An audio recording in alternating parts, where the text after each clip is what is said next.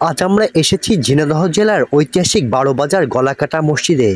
Gate দিয়ে প্রবেশের সাথে সাথেই মনে হবে আপনি চলে গেছেন প্রাচীন আমলে। এই মসজিদটির ইতিহাস প্রায় 500 বছরের ও বেশি পুরাতন। ধারণা করা হয়, লোকমুখে বলা হয় এখানে কোনো এক সময় নির্মাণের চলাকালীন এক রহস্যময় ঘটনা ঘটে, তাই এর নাম রাখা হয় গলাকাটা মসজিদ। ঝিনাইদহ জেলার কালীগঞ্জ উপজেলার ঐতিহাসিক স্থাপনার জন্য সুপরিচিত স্থান বারোবাজার। এটি উপজেলা সদর থেকে 11 কিলোমিটার দক্ষিণে আর যশোর জেলা শহর থেকে 17 মাইল উত্তরে অবস্থিত। পঞ্চদশ শতাব্দীর রাজধানী খ্যাত শাহ মোহাম্মদ বাদে সুলতানি শাসনামলের ঐতিহাসিক স্থান বারোবাজারে দাঁড়িয়ে রয়েছে ঐতিহাসিক 19টি মসজিদ, স্থাপনা ও নিদর্শন। তার মধ্যে গলাকাটা মসজিদ একটি। এই সবই সুলতানি আমলের স্থাপত্য শিল্পের অন্যান্য নিদর্শন।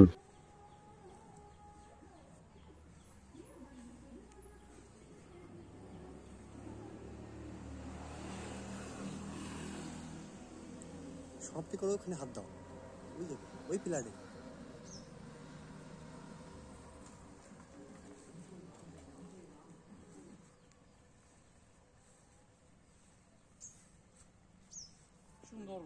বারোবাজারের গলাকাটা মসজিদটি ঝিনাইদহের ঐতিহাসিক মসজিদগুলোর মধ্যে অন্যতম।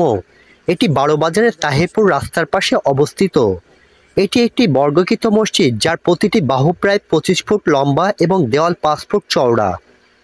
এটি 4টি বড় পিলার উপর নির্মিত এবং এতে 3টি প্রবেশদ্বার রয়েছে।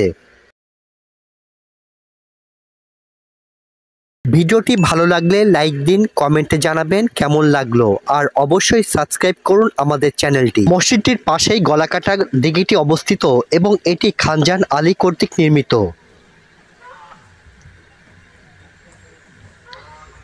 এই দিঘির নাম কেন গলাকাটা হলো সে সম্বন্ধে খুব একটা বলা যায় না। জনশ্রুতি আছে বারোবাজারের একজন অত্যাচারী রাজা ছিলেন, তিনি প্রজাদের বলি দিয়ে এই দিঘির মধ্যে ফেলে দিতেন, তাই এর নামকরণ করা হয় গলাকাটা দিঘি।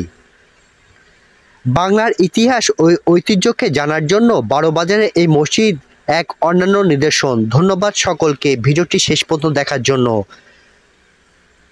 পরবর্তী দেখা হবে নতুন কোনো ভিডিও নিয়ে। আল্লাহ হাফেজ।